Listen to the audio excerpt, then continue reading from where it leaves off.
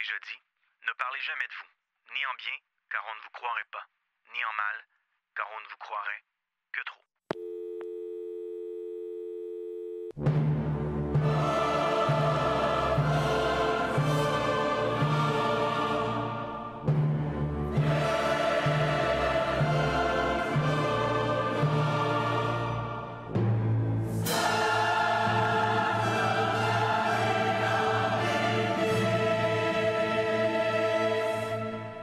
Cinq, 4, 3, 2, 1.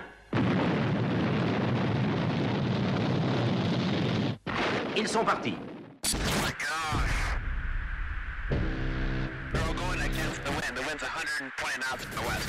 Radio X Files avec Christian Page et Marceau. Oh my gosh, dude. Radio X. Et c'est parti. Bon vendredi, on est le 7 mars 2021, 18h01. Bienvenue sur les ondes de choix 98.1 Radio X à Québec. Mon nom, c'est Marceau. Son nom à lui, c'est Christian Page. Bonsoir. Salut. En forme? Ah, c'est oh, oui, ça va très, très bien. Ouais, soleil. Écoute, je me demandais comment t'aborder ce soir en disant comment t'as pris ça. Le fait que le ministre, pas le ministre, mais le maire Labaume décide de quitter ses fonctions à l'hôtel de ville. C'est un maire qui aura certainement marqué la ville de Québec. Puis c'est un individu qui a peut-être eu un mandat de trop où il est devenu un peu avec un esprit vengeur. OK. Mais c'est le mandat de trop, puis bien honnêtement, l'été passé, quand j'avais fait des remplacements dans l'émission de Dominique Morel matin, un membre de la famille de Régis Labaume m'avait bel et bien dit clairement que c'était son dernier mandat, puis ça se sentait dans les derniers mois. Mais n'en demeure pas moins que c'était un individu qui semblait être là pour la bonne cause, c'est-à-dire pour que Québec prospère, puis il a mis la ville de Québec sur la map là, dans les dernières années, parce qu'avant, c'était juste Montréal. Maintenant, c'est Montréal et Québec. Ben écoute, moi, c'est sûr que la politique municipale, comme j'habite la région de Montréal, c'est sûr que la politique municipale de Québec, on est moins au courant un peu. On connaît les grandes lignes, mais dans le détail, on ne sait pas tout ce qui se passe. Mais tu as tout à fait raison, c'est-à-dire qu'on a l'impression qu'avant le maire Labaume, on parlait très, très peu de Québec.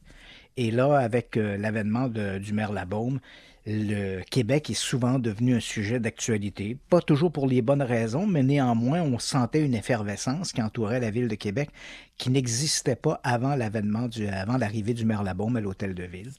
Et donc, c'est vrai que c'est un personnage excessivement coloré. T'avais-tu l'intention de te présenter comme maire à Québec? Non, pas du tout.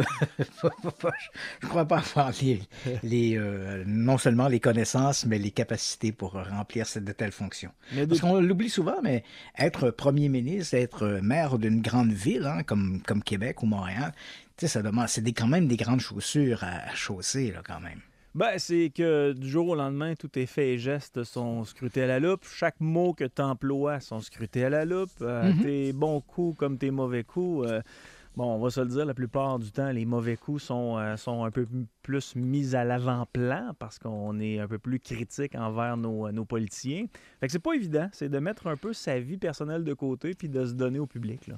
Puis ce qui est pas évident aussi, c'est qu'on le dit, on fait de la radio et on le sait pertinemment qu'on ne peut pas plaire à tout le monde.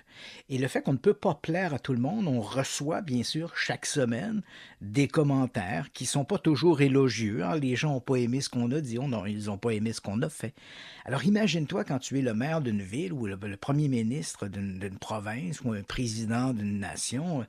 Écoute, tu peux pas faire plaisir à tout le monde et tu dois recevoir très souvent là, des courriers, des courriels, des commentaires qui sont désobligeants, puis tu dois vivre avec parce que on peut pas toujours ménager la chèvre et le chou. Hein. Il y aura toujours à un moment donné quelqu'un quelque part qui va être insatisfait de la décision que l'on prend. Et voilà. Il y a juste ceux qui font rien.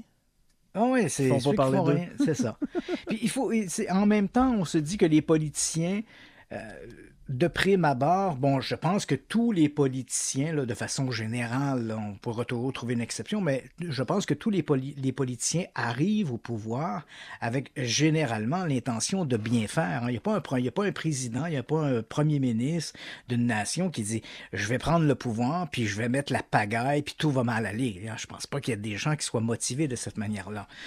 Donc, il y a toujours au départ des motivations qui sont humbles, avec l'idée de faire plein de trucs.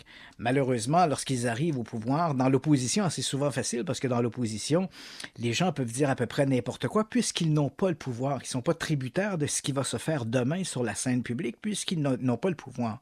Donc, on peut facilement critiquer. Mais à partir du moment où tu as le pouvoir, bien là, évidemment, tu dois composer et tu dois composer avec plein de contraintes, à la fois avec les autres élus municipaux de ta ville, mais ceux également des villes voisines ou des autres villes en province, si on parle de politique municipale. Et tu dois composer également avec des industries locales. Tu ne veux pas que les industries quittent parce que c'est des pertes d'emplois. Puis en même temps, ben, tu ne veux pas non plus être déloyal envers ces industries-là, soit par des traitements de faveur versus d'autres industries. Donc, c'est beaucoup, beaucoup d'éléments avec lesquels tu dois composer pour essayer de plaire à tout un chacun. Voilà, on se gâte ce soir en ce vendredi 7 mai 2021. On parle de Philippe, le fantôme imaginaire. Oui, à plusieurs reprises, des gens sont revenus avec cette question-là. Il m'arrive souvent d'évoquer cette expérience-là. Dès qu'on parle de parapsychologie, c'est sans conteste l'expérience la plus importante jamais menée au cours du siècle dernier. Quand on parle de parapsychologie expérimentale, on a commencé à s'intéresser aux phénomènes paranormaux de ce type-là à la fin du 19e siècle. Mais il faut vraiment attendre l'avènement des grands laboratoires, la création, par exemple, au tout début du 20e siècle de l'Institut métapsychique international à Paris. À la fin du 19e, il y a eu la Society for Psychical Research à Londres qui est apparue. Donc, c'est vraiment cette période transitoire entre la fin du 19e, début du 20e siècle qu'on va voir apparaître ce que je pourrais qualifier de parapsychologie de laboratoire scientifique, rigoureuse, avec des... Parce qu'avant, il faut savoir, la parapsychologie, elle est née du spiritisme. Ça peut paraître étonnant de dire ça, mais il faut savoir qu'au milieu du 19e siècle apparaît le mouvement spirit, donc ces médiums qui se réunissent autour des tables et qui disent pouvoir communiquer avec l'au-delà. Et à travers leurs prétentions, il y a des chercheurs à gauche et à droite qui ont des formations académiques sérieuses, des médecins, des psychologues, des chercheurs en chimie, en mathématiques, qui entendent ces histoires-là qui sont tout à fait extraordinaires. Des gens se réunissent autour des tables et font parler des esprits. Il faut également se remettre dans le contexte socio-culturel de l'époque. C'est avant la radio, c'est avant la télévision. Ouais. Donc, on se réunit dans des salons. Ça devient presque une activité bourgeoise. On se réunit dans les salons d'une espèce de bourgeoisie. Et là, avec des lumières tamisées, on contacte les revenants, on contacte les esprits et on les fait parler à travers des médiums.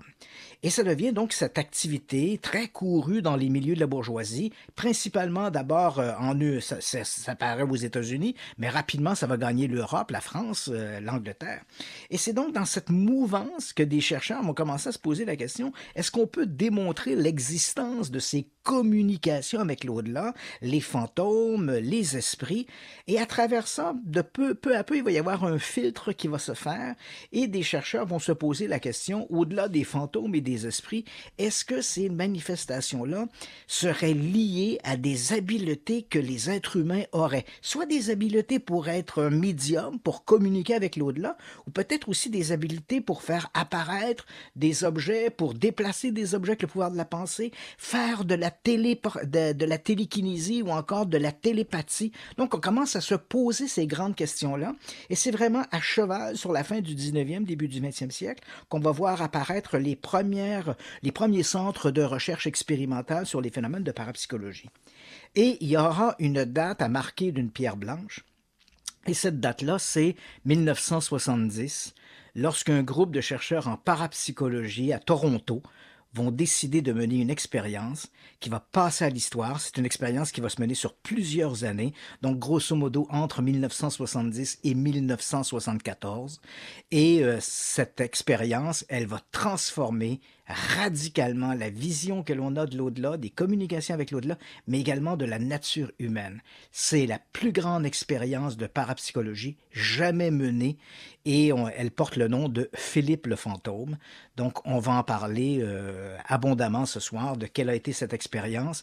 Et parce qu'on est pratiquement 50 ans, en 1971, c'est le moment où les premières manifestations vont commencer à se produire. Donc, on est 50 ans plus tard.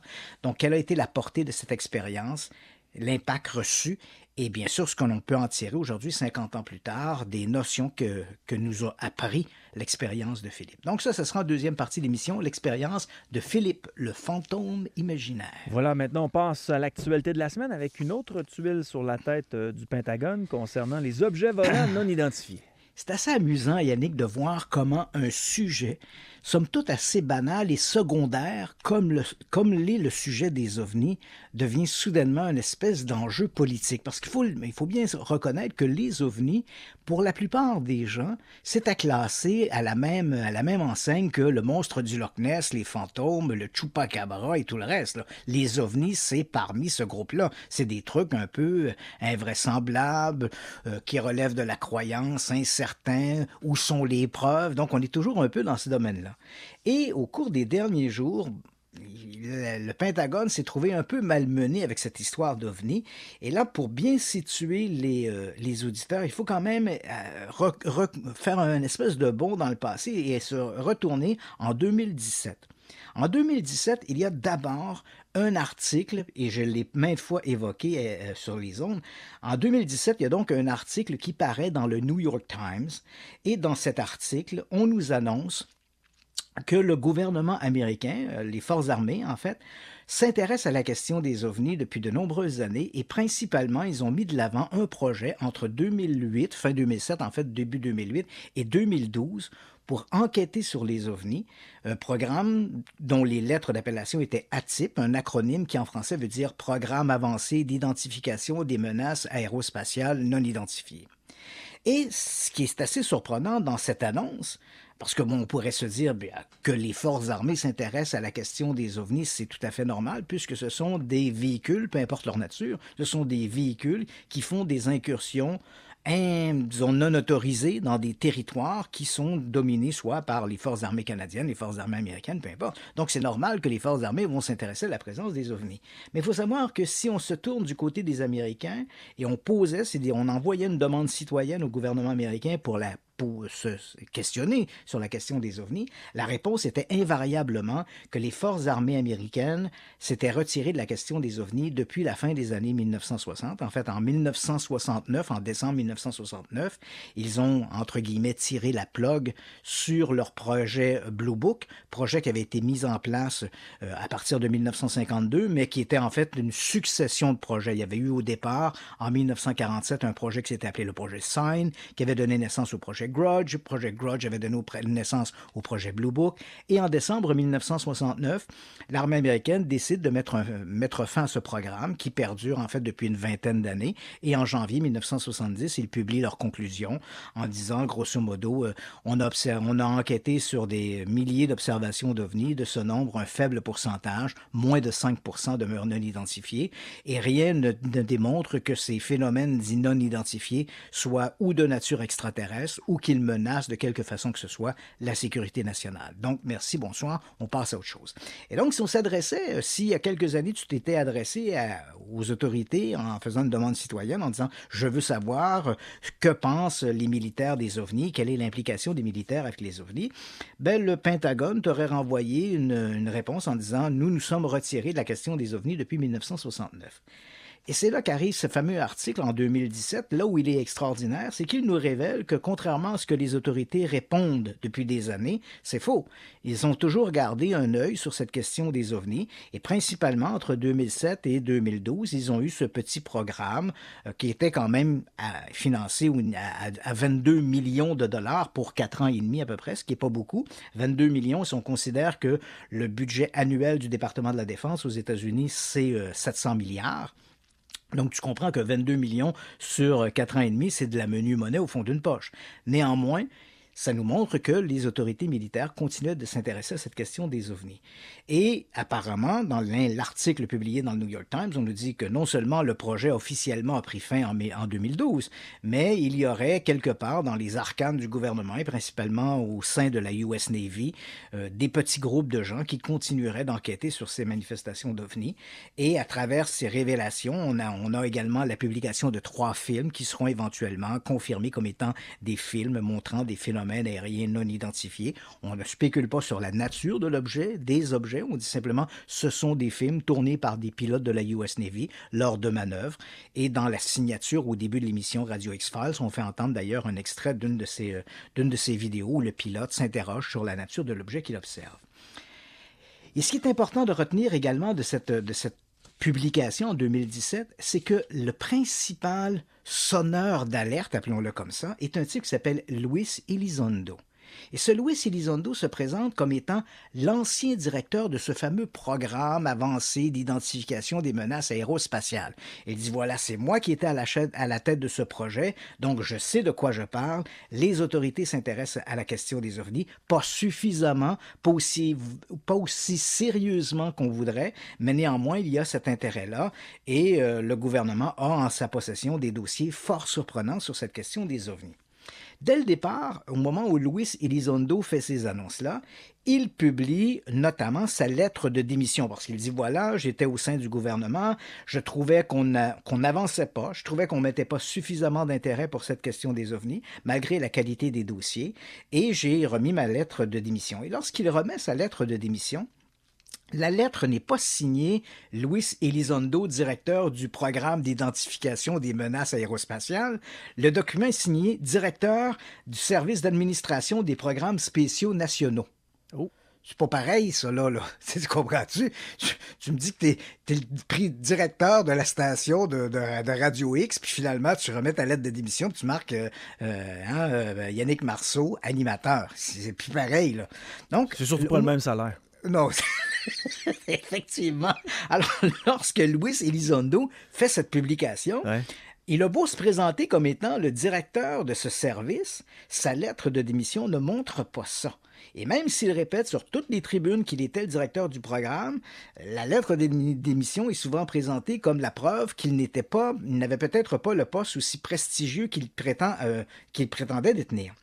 Et là, à travers ça, on arrive à toute une série de communiqués assez contradictoires et de la part du département de la Défense. Donc, évidemment, les journalistes qui se sont immédiatement penchés sur cette lettre de démission se sont posé la question, est-ce que Luis Elizondo est un personnage qui gonfle son CV ou est-ce qu'il a tenu ou il tenait une position aussi prestigieuse au sein des Forces armées?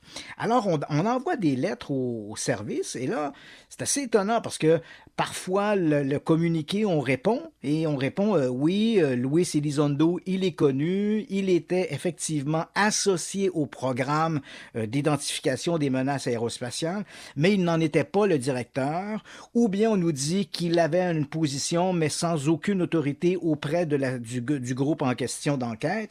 Et puis, dans d'autres communiqués même, on semble presque pas savoir de qui il s'agit. C'est Luis Elizondo. Désolé, on ne sait pas c'est qui.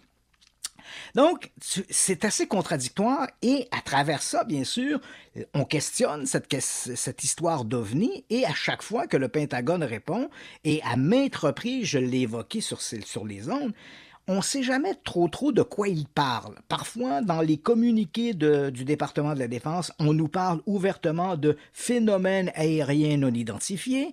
Parfois, on utilise presque comme synonyme engin, véhicule sans pilote, qui semble être le synonyme de drone. Alors, on utilise ces acronymes de manière presque de façon sans tenir compte trop de leur définition. On les utilise à gauche et à droite, donc on ne sait plus trop de quoi on parle. Et puis, il y a cette histoire de Luis Elizondo qui continue de se débattre en disant, ben voilà, j'étais l'ancien directeur de l'ATI. Et là, cette semaine, je sais que j'ai fait un très, très long détour, mais on va comprendre l'impact de tout ça.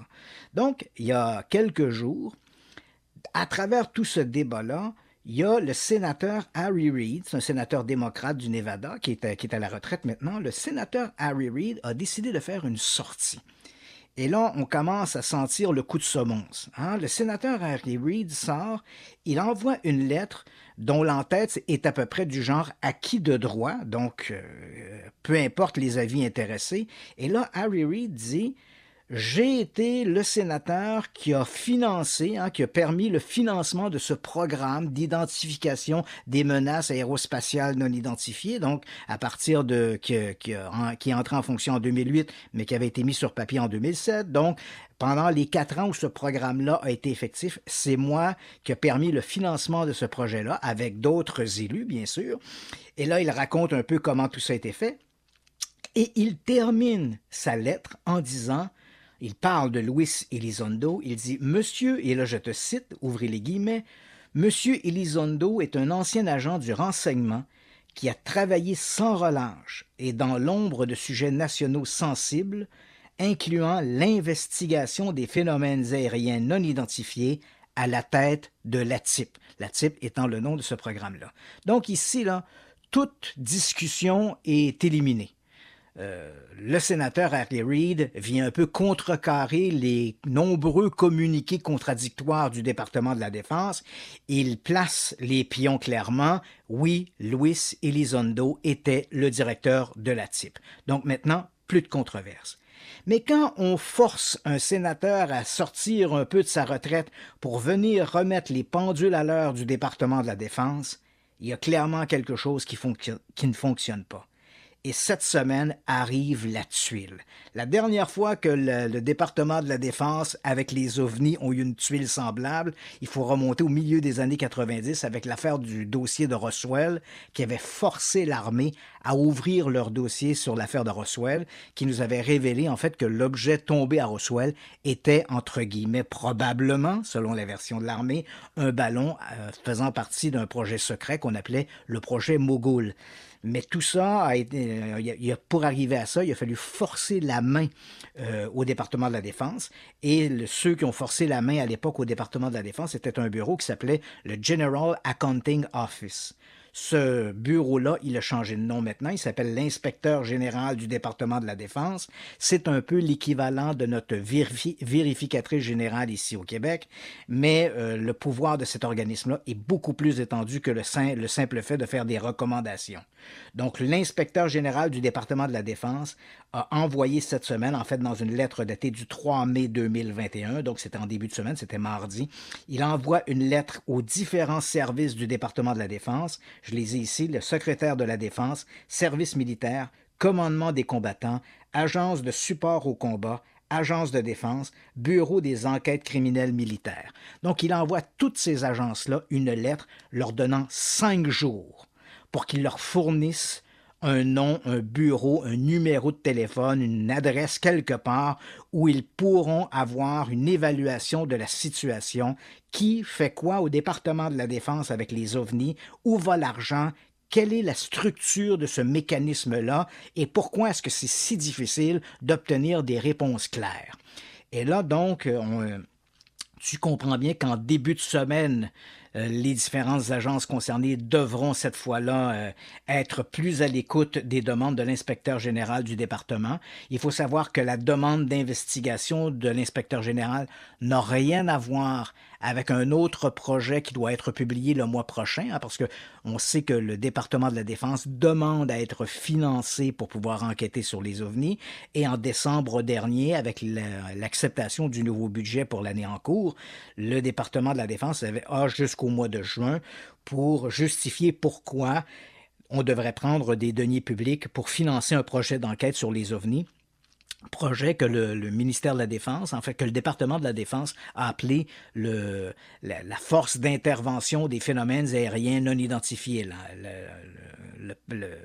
le task force pour les PAN, les phénomènes aériens non identifiés. Donc, eux demandent à être financés. On veut savoir pourquoi ils veulent être financés et ils doivent nous révéler donc au mois de juin ce qu'ils savent sur les OVNI, quelle est la nature de ces objets-là et pourquoi on doit faire une enquête. Et là, donc, par rapport, ils ont déjà un peu la tête sur le billot avec cette histoire-là, et voilà qu'ils viennent de se mettre à dos l'inspecteur général du département de la Défense pour avoir un maximum d'informations, justement pour répondre aux nombreux communiqués contradictoires qu'il publie depuis des semaines, sinon des mois. Donc, ça va pas très bien avec la question des ovnis et le département de la Défense. Moi, j'imagine que cette situation-là, il doit y avoir des gens en haut lieu qui doivent en avoir un peu le rôle-pompon d'entendre parler de soucoupes volantes et de petits hommes verts. Effectivement. Effectivement.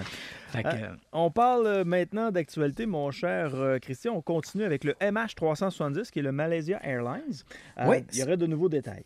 Oui, en fait, on se rappelle cet événement-là. On est le 8 mars 2014. Cet appareil, un Malaysian l'appareil, le vol 370, la Malaysian Airlines, qui décolle avec 239 personnes à bord. Destination, il quitte donc l'aéroport de Kuala Lumpur. Il est en direction de Pékin. Et un peu passé minuit, le pilote, alors que ça fait quelques minutes à peine qu'il est en l'air, le pilote contacte la tour de contrôle de Kuala Lumpur, leur dit merci, bonsoir. Et là, ils doivent passer sous la couverture de d'autres radars dans le secteur, mais en fait, ce que l'on sait, c'est que l'appareil va rebrousser chemin, il va repasser au-dessus du détroit de Malacca et l'appareil va disparaître.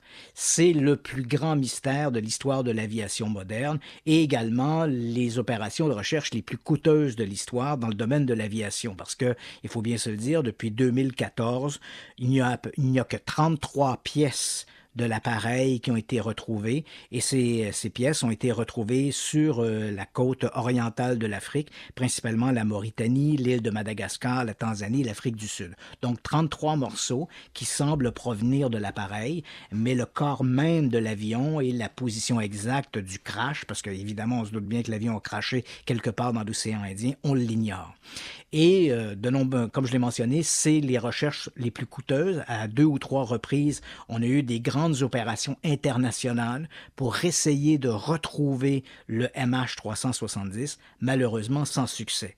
Et il faut dire que ce que l'enquête nous a permis de savoir, c'est que la disparition de l'appareil a été faite de manière volontaire. On sait qu'après que le pilote ait dit merci, bonsoir, à partir de ce moment-là, quelqu'un à bord de l'appareil, évidemment, tu comprends bien qu'on se doute que c'est le pilote Zahari Ahmad Shah qui était en charge du vol, le pilote.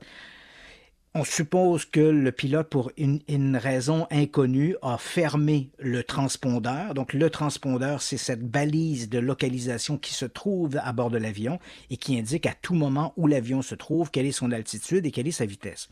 On peut fermer, c'est un peu cette information-là qu'on retrouve lorsque les avions s'écrasent, c'est ce type d'information qu'on va retrouver notamment dans les boîtes noires.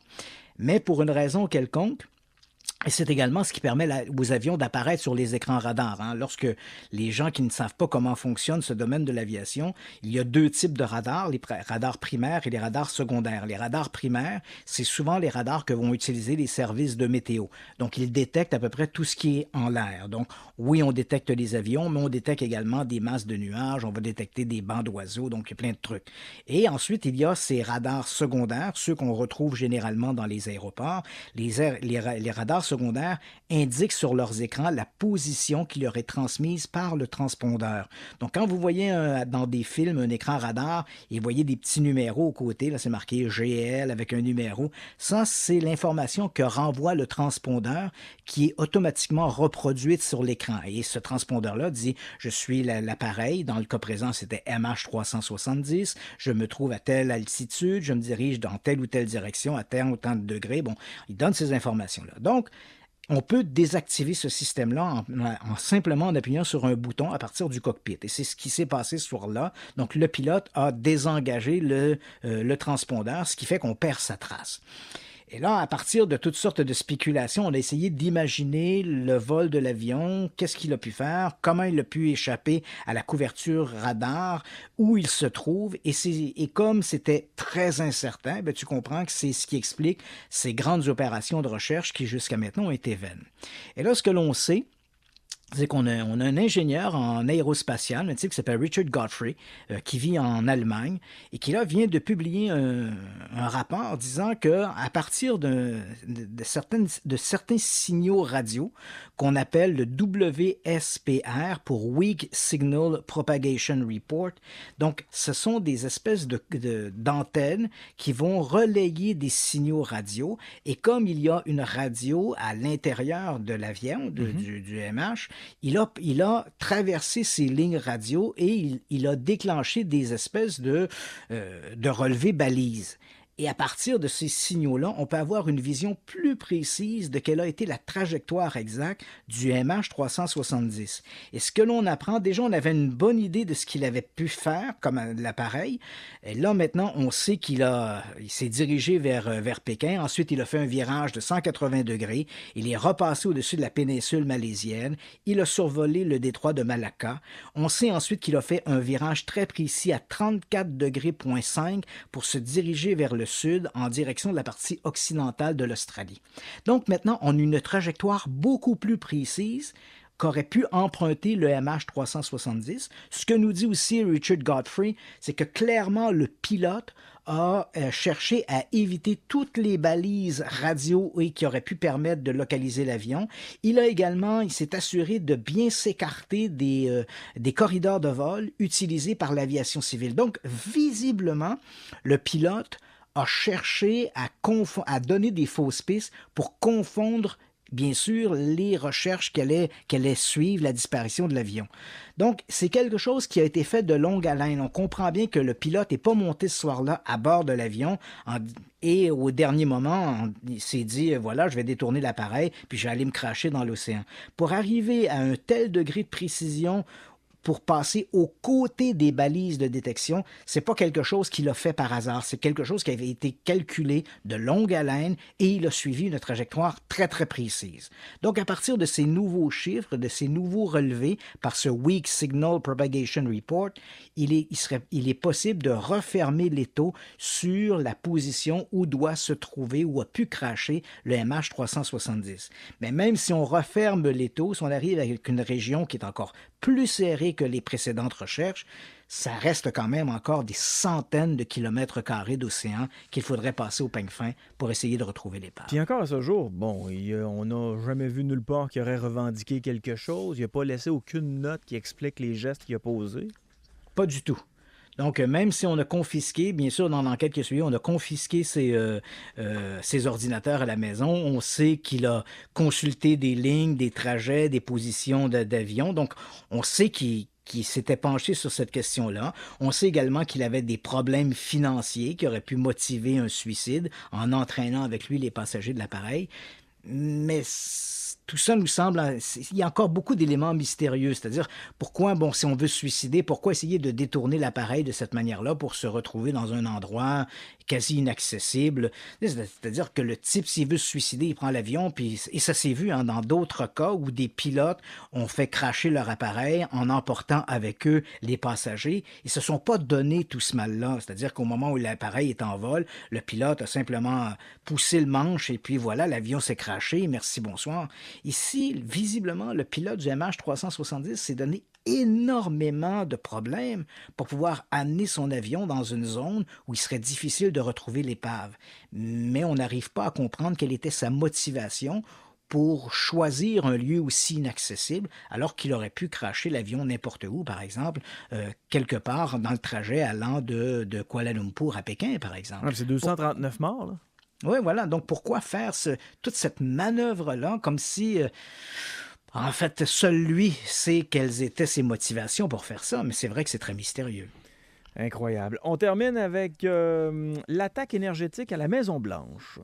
Oui, en fait, on en a déjà parlé, mais dans un autre contexte. On se rappelle 2016, 2017, les journaux... À Cuba?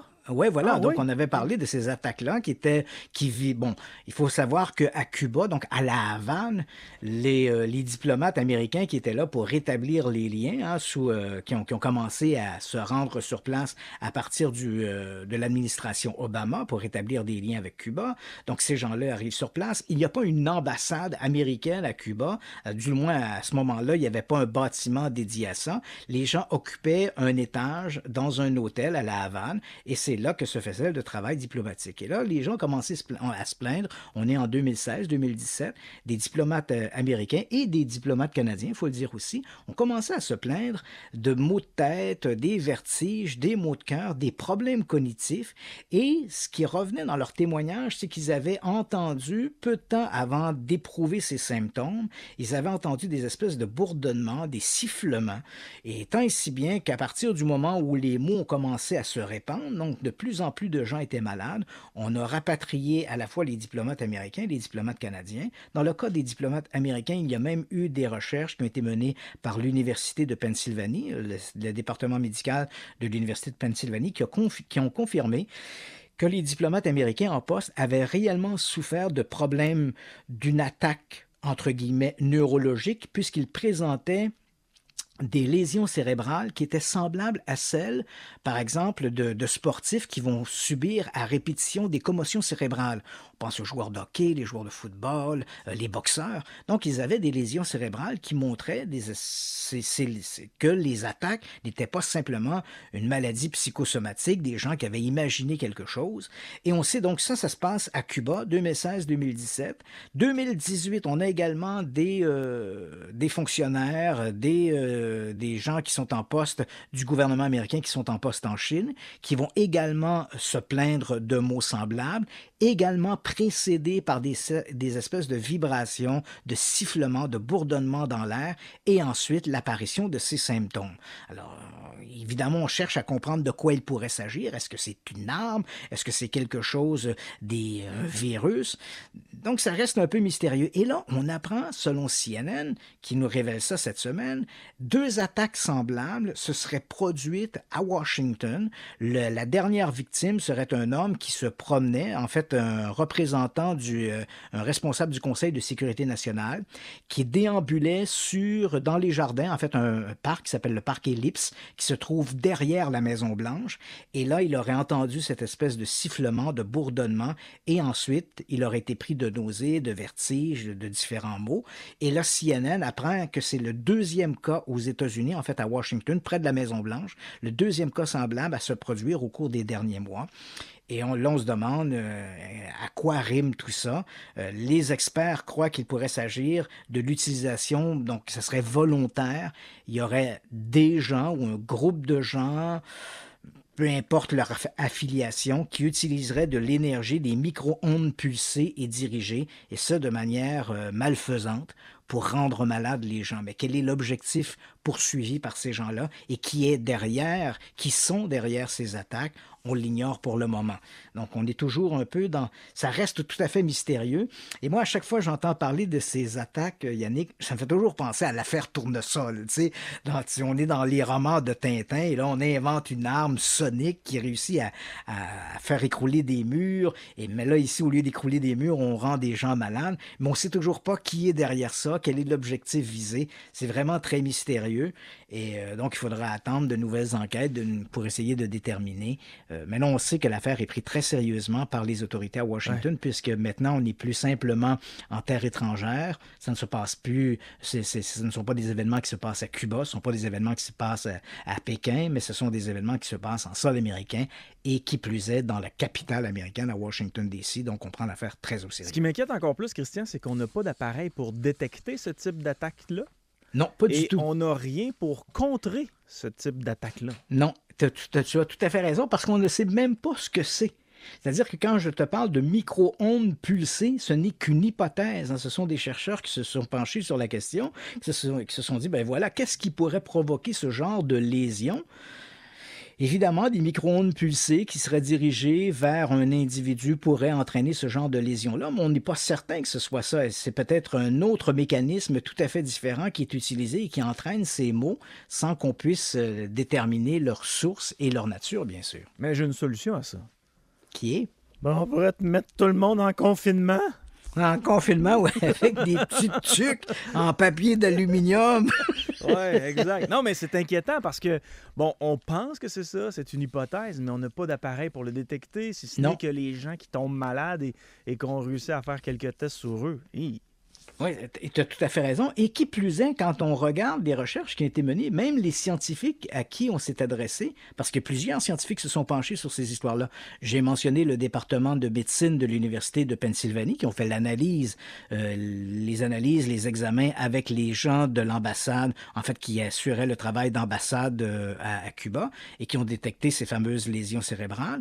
Eux émettent l'hypothèse des micro-ondes, mais il y a d'autres scientifiques, mais c'est loin de faire l'unanimité. Certains, au départ, avant que les cas se multiplient, certains parlaient même de champignons ou de virus qui auraient pu être à l'origine de ces troubles. On a même évoqué la possibilité que des champignons poussant dans les systèmes d'aération de l'hôtel à La Havane auraient pu rendre malades les employés du gouvernement américain. Donc, tu vois, on n'est pas sûr de la source du problème. Ce que l'on est certain, c'est que les gens sont malades. Maintenant, savoir d'où ça vient. Et cette espèce de bourdonnement, de grésillement dans l'air, est-ce que ces gens-là ont réellement entendu ça? Ou est-ce que c'est une espèce d'association que l'on fait? Donc, tu sais, je veux dire, on n'a pas la preuve que le son entendu par ces gens-là soit directement lié au fait que les gens étaient malades. Combien de gens, dans une journée, peuvent entendre un sifflement? Tu sors à l'extérieur, tu entends une cigale qui chante. Tu ne seras pas malade, mais si tu tombes malade immédiatement après, tu vas peut-être dire « Oh, j'ai entendu une cigale avant, puis je suis tombé malade. » Tu comprends? On fait des liens, et peut-être que l'on fait des liens qui sont tout à fait gratuits, tout à fait esthétiques pour essayer de justifier ce qui se passe, mais peut-être que ça n'a pas de lien non plus. Les gens tombent malades, visiblement parce qu'ils ont été soumis à quelque chose, mais pour l'instant, on n'arrive pas à déterminer le quelque chose en question. Tu sais qu'on a quelque chose de très mystérieux à Québec ces temps-ci? Oui, ça vient un bruit là, qui est entendu. Les inspecteurs de la ville travaillent là-dessus. Ils s'affairent à essayer d'identifier le bruit que les citoyens entendent la nuit.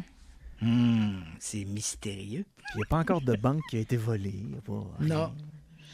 Il y a quelques mois, en fait quelques années, je te dirais 2 ou 3 ans, à un moment donné, des gens à Montréal m'avaient écrit en me disant qu'ils avaient entendu une espèce de ronflement la nuit, puis ils s'interrogeaient, ils trouvaient ça très mystérieux. Puis c'est vrai que dans le domaine de l'étrange et du paranormal, depuis quelques années, on a appelé ça les trompettes de l'apocalypse, donc des gens qui disent entendre des espèces de bruits dans le ciel, des bourdonnements, des sifflements, et ça semble très mystérieux. Donc, des gens associent ces événements-là ou ces bruits à une espèce de pouvoir, d'énergie ou de pensée liée à la Terre, comme si la Terre était un être vivant. Hein. On lui donne, dans les milieux ésotériques, on lui donne un nom qui est Gaïa, comme si c'était un nom d'une entité. Et c'est un peu comme si la Terre voulait se manifester ou manifester son désaccord. Hein. Si on adopte cette philosophie un peu mystique, ésotérique. Donc, la Terre se révolte et elle envoie des espèces de signaux qui se traduisent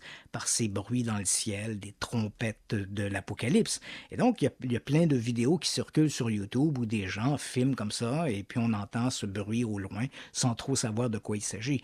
La plupart des cas où il y a eu une investigation, on a pu trouver la source du bruit. C'était ou bien de la machinerie plus loin, c'était une usine qui produisait ce bruit-là. Il y a quelques années, 2 ou 3 ans, des gens m'écrivent en me disant, voilà, on a entendu un bruit comme celui-là à Montréal, vous avez peut-être vu ces vidéos ou entendu ces vidéos où on entend des bruits dans le ciel, les fameuses trompettes de l'apocalypse. Et j'avais mené mon enquête pour découvrir que c'était au centre-ville de Montréal, on procédait à des travaux de réfection sur les égouts et on utilisait une pompe qui gonflait une espèce de tuyau en plastique, en caoutchouc, en fait, qui se gonflait à l'intérieur des tuyaux de béton pour pouvoir les remplacer.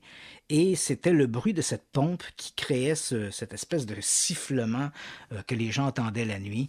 Donc, rien de très ésotérique, mais qui avait tout à voir avec la voirie. Donc, qui sait, peut-être à Québec, êtes-vous aux prises avec une situation semblable? Qui sait, peut-être que ça te donnera une raison de descendre ici, mais j'ai regardé les dates où ce fameux bruit-là a été rapporté par les citoyens. Ça ne concorde pas avec mon repas de bin que j'avais mangé il y a quelques semaines. Mais c'est ça, peut-être que ce sont peut-être une industrie privée, tout ça, je sais pas trop. Laissons les gens mener leur enquête sur place et avant de tirer des conclusions trop exotiques. 18h43, on vient. Radio X Files avec Christian Page et Marceau. Radio X.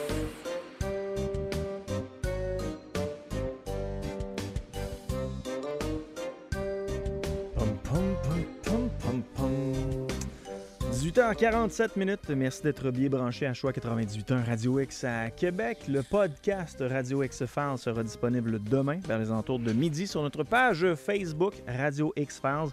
On vous invite à aller faire un tour, nous liker et on met souvent de la documentation là, par rapport à nos émissions et les sujets les sujets qu'on traite en fait.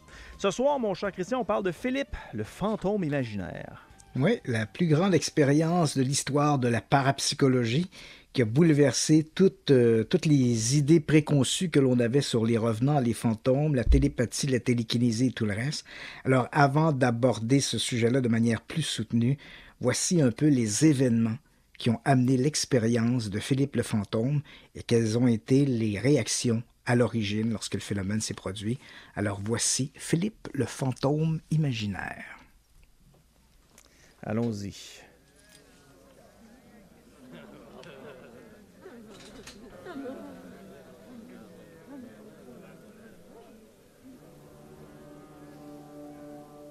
Nous sommes à Toronto, en Ontario, au printemps de 1974. Dans les studios de CTTV, une expérience inusitée est sur le point de se dérouler devant les caméras. Face à quelques dizaines de spectateurs invités, 8 personnes sont assises autour d'une table, leurs mains à plat sur le plateau. La scène rappelle ces séances de spiritisme, si populaires à la fin du 19e siècle. Un peu en retrait, sur une tribune surélevée, 3 hommes prennent place comme observateurs.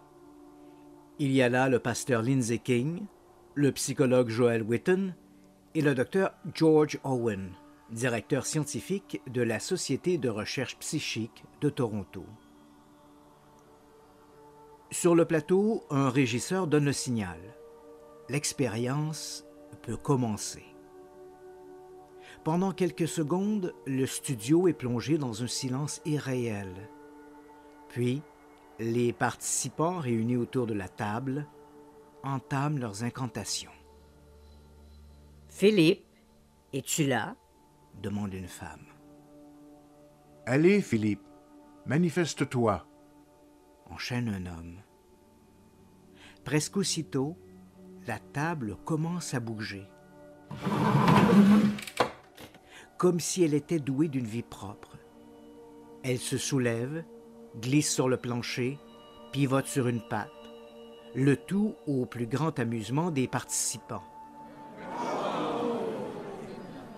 Mais bientôt il apparaît que le dit Philippe n'apprécie pas trop sa position au milieu de l'assistance.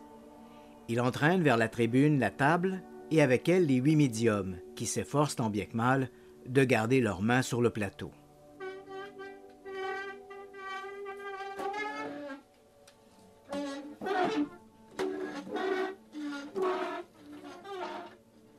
Au terme de laborieux efforts, la table monte les 3 marches de l'estrade et glisse vers le révérend King.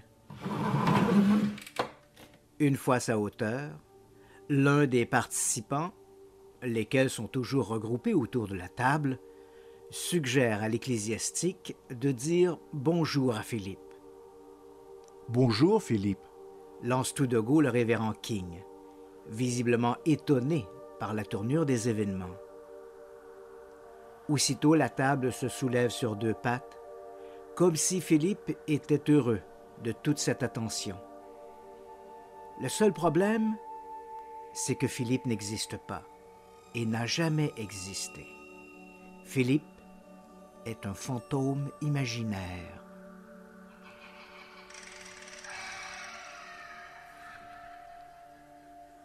À l'automne de 1972, une poignée de férus en parapsychologie, sous les directives du Dr George Owen, directeur scientifique de la Société de recherche psychique de Toronto, élabore une expérience singulière. Celle-ci consiste à imaginer un personnage fictif pour ensuite essayer de le matérialiser par l'unique pouvoir de la pensée, comme s'il s'agissait d'un véritable fantôme. Le Dr Owen et ses collègues souhaitent, par cette initiative, pouvoir répondre à 2 questions fondamentales. Primo, les apparitions d'entités spectrales sont-elles réellement des manifestations d'êtres désincarnés? Et secondo, les dites communications avec l'au-delà sont-elles toujours tributaires d'un médium? Pour sa part, le groupe, composé de 3 hommes et de 5 femmes sans aucune prétention de sensitif ou de médium, est plutôt d'avis que la plupart des dites apparitions de fantômes ne sont qu'une projection psychokinétique, le pouvoir de la pensée sur la matière, provoqué involontairement par les témoins. Il faut dire que le docteur Owen, originaire d'Angleterre, s'est beaucoup intéressé au phénomène des poltergeists, appelés communément esprits frappeurs. À l'instar de la plupart des parapsychologues, le Dr Owen croit que les poltergeists, qui se manifestent par des déplacements spontanés d'objets ou des coups frappés dans les murs, n'ont rien à voir avec les revenants, mais sont plutôt des manifestations psychokinétiques involontaires provoquées par certains individus sur leur environnement immédiat. Il a d'ailleurs publié un ouvrage important sur le sujet, Can We Explain the Poltergeist, publié en 1964. Si lui et ses collègues ont raison, le personnage imaginé devrait donc se manifester exactement comme le feraient de vrais revenants, si vrais revenants il y a bien sûr. Dans un premier temps, l'une des participantes, Margaret Sue Sparrow, une femme douée d'une vive imagination et du sens du dramatique, se charge de créer le profil du personnage imaginaire. Celui-ci sera un homme prénommé Philippe, un aristocrate vivant au milieu du XVIIe siècle à Diddington Manor, dans le Warwickshire, en Angleterre. Sa vie est un scénario de film. Marié à Dorothée, une femme hautaine et frigide, Philippe découvre l'amour auprès d'une bohémienne, Margot, une belle gitane aux yeux et aux cheveux noirs. Hélas, sa femme découvre ses infidélités et s'arrange pour faire accuser la tzigane de sorcellerie. Condamnée, Margot est mise à mort au bûcher, comme toute bonne sorcière.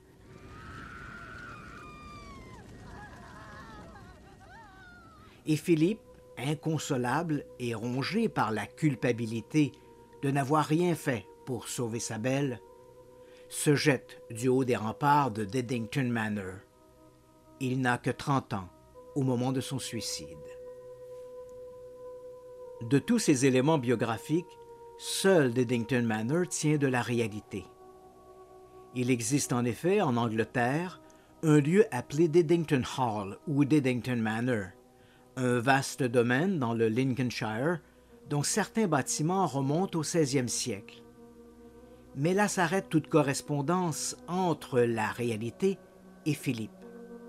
Même les éléments architecturaux du domaine de Philippe, comme les remparts par exemple, n'existent pas dans la réalité. Et bien sûr, il n'y a jamais eu dans l'histoire du vrai Diddington Manor quelqu'un ressemblant de près ou de loin au Philippe imaginé par Margaret Sparrow. Une fois ces paramètres établis, l'expérience peut commencer. Pendant près d'1 an, une fois par semaine, 2 heures durant, les participants, baptisés le groupe des 8, vont se réunir autour d'un portrait robot de Philippe. Ils échangent entre eux, ajoutent des détails à la biographie du personnage et surtout se concentrent sur leur souhait de faire apparaître Philippe. Ces rencontres, sans être austères, restent néanmoins sérieuses et solennelles. Mais rien ne se passe. Après des mois de vains efforts, le découragement gagne le groupe. On cherche alors dans la littérature d'autres avenues.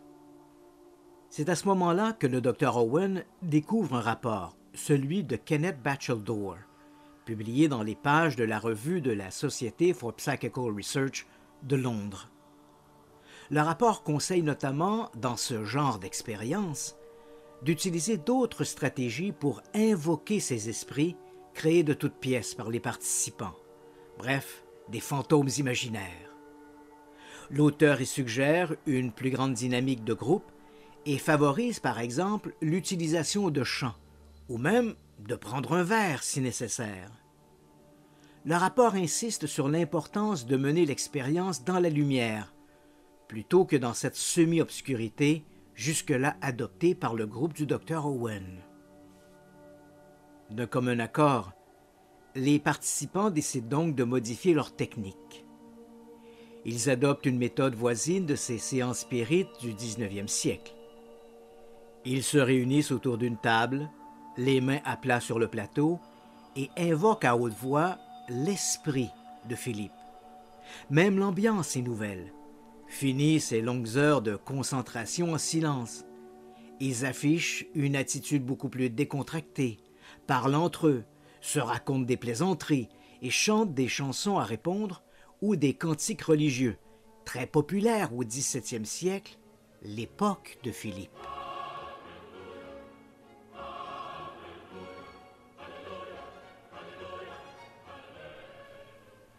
Dès la 3e ou 4e rencontre, Philippe se manifeste enfin. À la demande du groupe des 8, des coups résonnent sous la table, ou plutôt dans la table, comme s'ils émanaient de l'intérieur du plateau. Certes, ce n'est pas l'apparition spectrale souhaitée, mais, comme le dit l'expression populaire, « à cheval de nez, on ne regarde pas la bride ». Si Philippe a décidé de se manifester par des coups, alors des coups il y aura.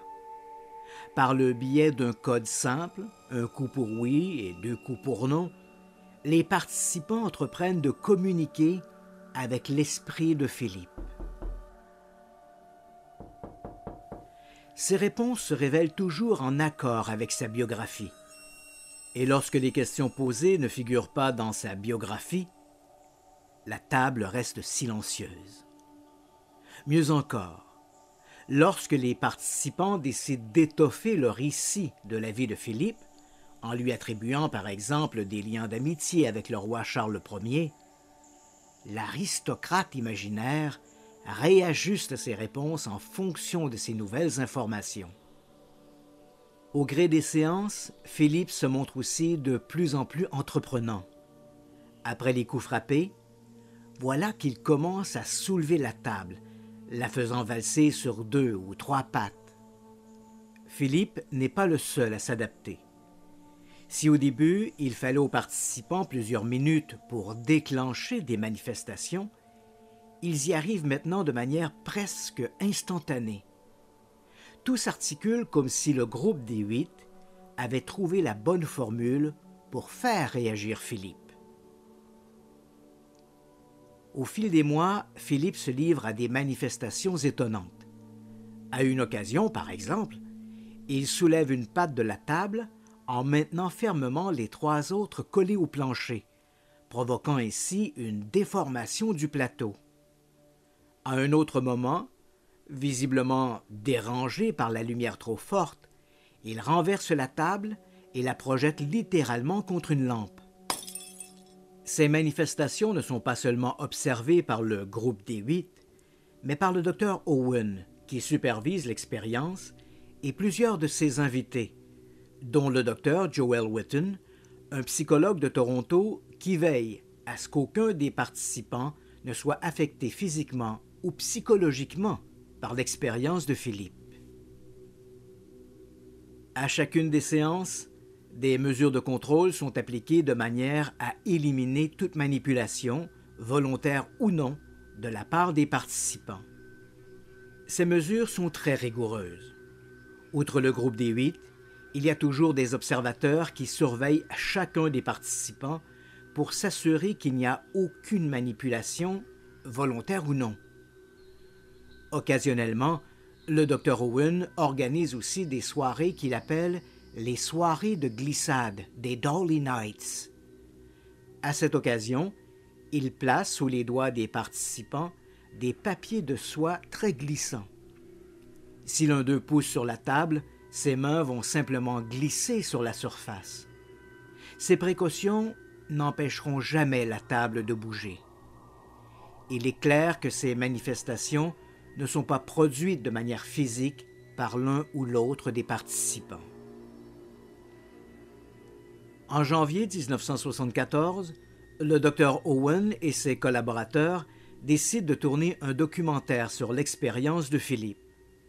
Pour ce faire, le groupe se réunit dans un local plus grand et mieux adapté à la présence des caméras. La réalisation est confiée au documentaliste canadien Bruce Raymond. Malgré ce déploiement technique, Philippe, loin d'être effarouché, fait une fois de plus son numéro de lévitation de table. La scène est étonnante. Peu à peu, l'expérience de cet étrange fantôme imaginaire déborde des simples milieux de la parapsychologie.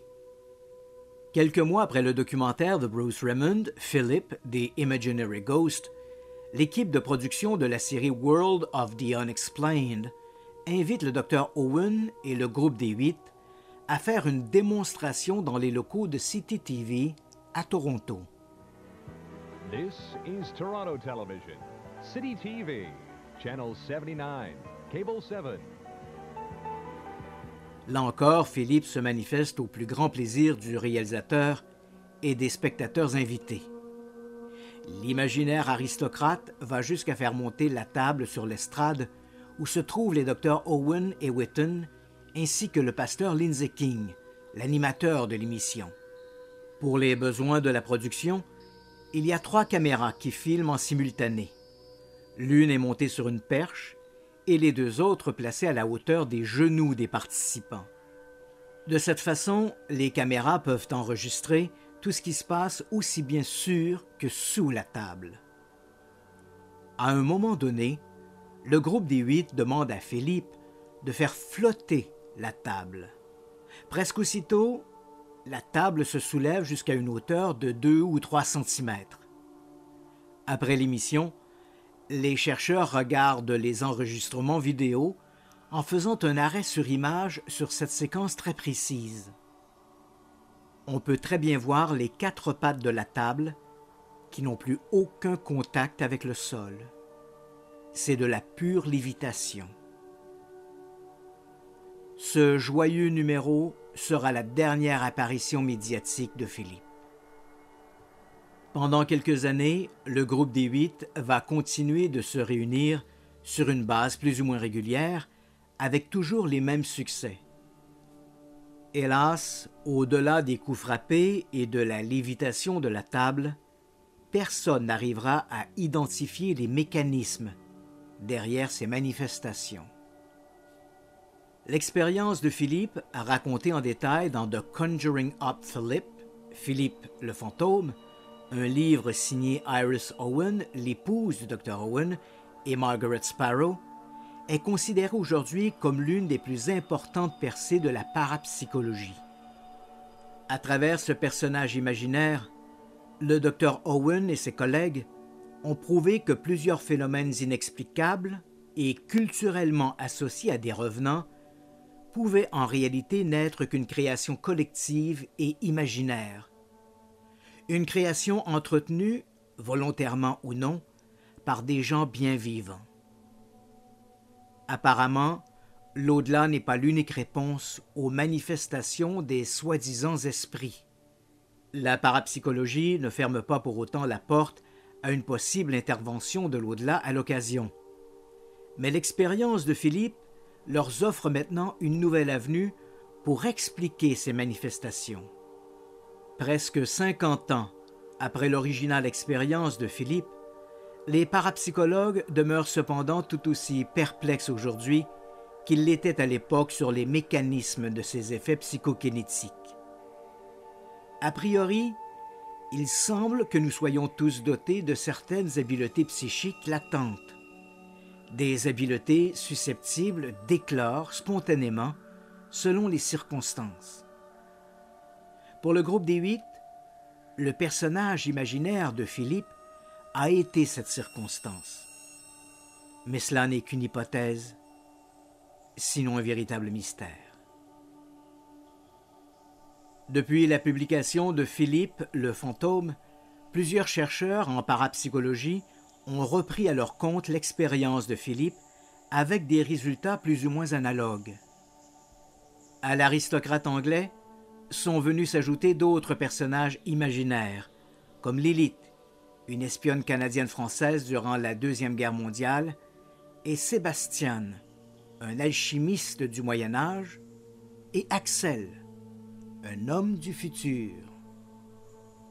En 2014, l'expérience de Philippe le Fantôme a librement été adaptée au cinéma dans le film Les âmes silencieuses, The Quiet Ones, mettant en vedette Olivia Cooke et Jared Harris. Qu'est-ce que le surnaturel? Et si ce que nous appelons surnaturel n'était simplement qu'une manifestation de ce qui est contenu dans notre subconscient? Quelle histoire voudriez-vous filmer? Êtes-vous croyant? Je pense qu'il y a encore beaucoup de choses que j'ignore. J'espère que rien ne vous effraie. Bienvenue dans l'expérience. Qu'est-ce qui ne va pas chez elle? Enfant abandonné, aucun souvenir de son passé. Ne la regardez pas dans les yeux. Évitez de lui parler. Elle est dangereuse. Si elle n'était qu'un intermédiaire. Tu n'es pas seul, n'est-ce pas? Il y a quelque chose à tes côtés. Qu'est-ce que c'est? Un feu antérieur me dévore. Vous avez peur parce que vous ne pouvez expliquer ce que vous avez vu.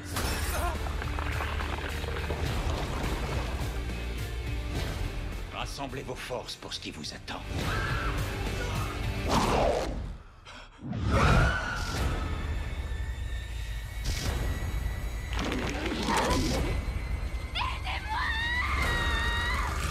Radio X-Files avec Christian Page et Marceau de Radio X. There is a scientific theory that paranormal events are products of the human mind, and ghosts only exist because we believe in them. A team of researchers set out to prove this theory and create a supernatural entity with their minds. If we can pull this off, we'll prove that anything supernatural can exist when people believe it. The experiment was a success. Where's the flashlight? What is that? What the hell is that? Get the thing off!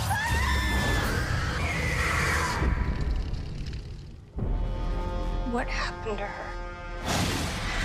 We opened the door and it came through. What does it want from us? It's like a virus. It knows you're afraid. It spreads from one person to another.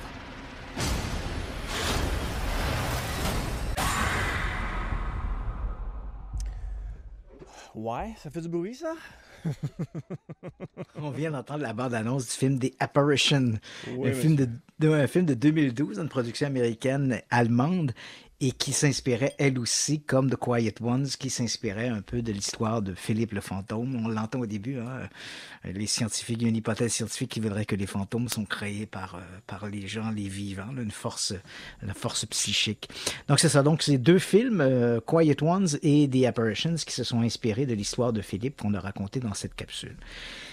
Écoute, c'est l'expérience la plus importante de l'histoire de la parapsychologie. Je pense que tu es capable de comprendre le pourquoi de. Hein? Tous les auditeurs sont probablement en mesure de faire également cette distinction parce que l'expérience de Philippe a montré qu'un certain nombre de phénomènes, en fait, la grande majorité des phénomènes que l'on attribue, qu'on a tendance à attribuer à des revenants, peuvent être produits d'une autre façon sans faire intervenir l'au-delà. Donc, dans l'expérience de Philippe, c'était l'idée d'une communication avec les revenants. Donc, comme je l'expliquais, donc à la fin de 1971, Owen va commencer à réunir des gens autour de lui pour mener à bien cette expérience. 1972, il établit les premières règles de l'expérience, les premières manifestations.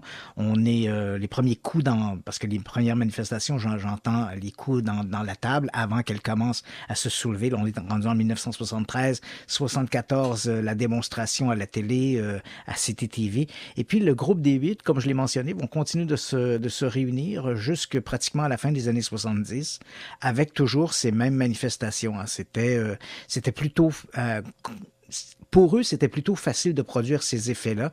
Au départ, l'affaire était beaucoup plus laborieuse et puis éventuellement, on a l'impression que ces gens-là avaient développé une espèce de connexion qui leur permettait plus aisément de faire ce phénomène.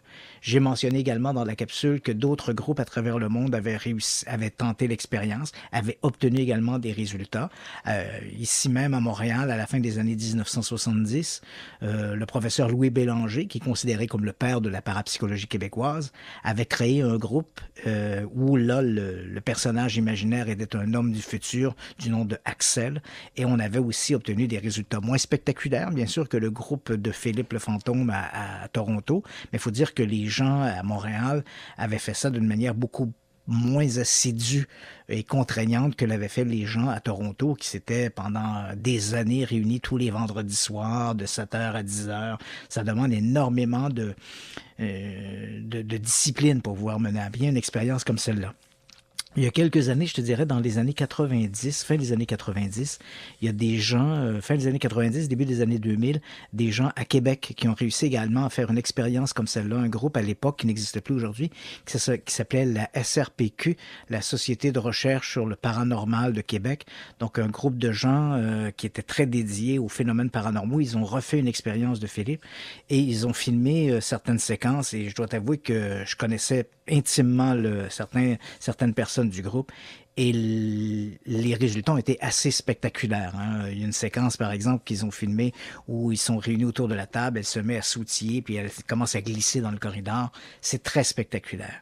Donc, ces phénomènes-là, on voit bien, généralement, on a tendance à les attribuer à des revenants, mais on est capable de produire ces phénomènes-là. On ignore, il faut le dire, Yannick, on ignore tout à fait la mécanique de ça. On ne sait pas comment ça marche. On sait que ça marche, mais on ne sait pas comment ça marche. Est-ce que la planchette Ouija fonctionne sur le même principe? La planchette Ouija, ça peut fonctionner de cette manière-là, mais c'est aussi très différent.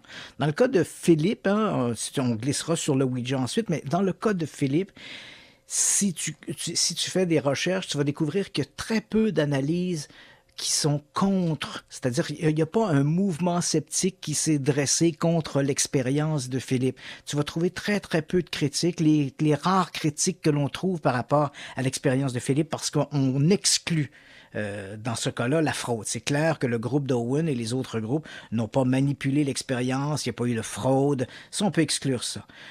Les sceptiques les plus résistants ont dit « Ouais, mais peut-être que parfois les conditions de l'expérience n'étaient pas aussi rigoureuses qu'on aurait voulu qu'elles le soient. » Mais ultimement, on n'a rien à dire sur cette expérience-là. C'est-à-dire qu'on ne peut rien lui reprocher. On sait que ça fonctionne. Maintenant, comment ça fonctionne, on l'ignore. Et c'est une expérience, autant on peut s'en réjouir sur le plan de la parapsychologie, autant que c'est une expérience que les chasseurs de fantômes n'aiment pas nous entendre parler. Oh. Parce que tu comprends bien que dans l'univers des chasseurs de fantômes, à chaque fois qu'il y a une manifestation, c'est forcément quelque chose d'exogène. C'est quelque chose qui vient de l'extérieur. Or, l'expérience de Philippe le Fantôme montre que tu n'as pas besoin de fantômes ou de revenants pour faire claquer une porte, pour faire cogner un bruit dans un mur, pour donner l'impression de bruit de pas. Dans le cas de Philippe le Fantôme, non seulement il y avait des coups qui étaient frappés sous la table, mais la table se soulevait, il y avait des phénomènes de psychokinèse qui se produisaient, et tout ça se faisait dans un contexte excessivement rigoureux. Il suffisait que les gens qui étaient là étaient réunis, ils avaient une volonté de produire ces manifestations. Et il est clair que Philippe n'a jamais existé, puisque les réponses qu'il donnait étaient essentiellement fonction d'une biographie tout à fait imaginaire. Donc, bien sûr, les gens qui opposent une résistance, les gens qui sont du milieu spirit, qui opposent une résistance à l'expérience de Philippe, disent « Les gens ont été dupés par un fantôme qui a voulu se moquer d'eux. » Hein? Donc, le fantôme arrive de l'au-delà, puis dit « Tiens, je vais faire mienne la biographie de Philippe et je vais tromper les participants. » Bon, ça paraît un peu tiré par les cheveux, puis ce même revenant-là, il aurait fallu également qu'il se manifeste lors des autres expériences réalisées par d'autres groupes ailleurs dans le monde avec à peu près le même type de résultat. Donc, c'est un peu invraisemblable. On a simplement des gens qui sont là, c'est une espèce de volonté moteur Ils se réunissent, il y a une attente que des manifestations vont se produire. Dans le cas présent, c'était que Philippe va se manifester, donner des réponses qui seront en accord avec sa biographie. C'est exactement ce qui se produisait. Mais on ignore comment ça fonctionnait. Tant et si bien que tu peux transposer ce type de phénomène à peu près à l'ensemble des pas à l'ensemble, il y aura toujours des cas qui vont échapper à ça.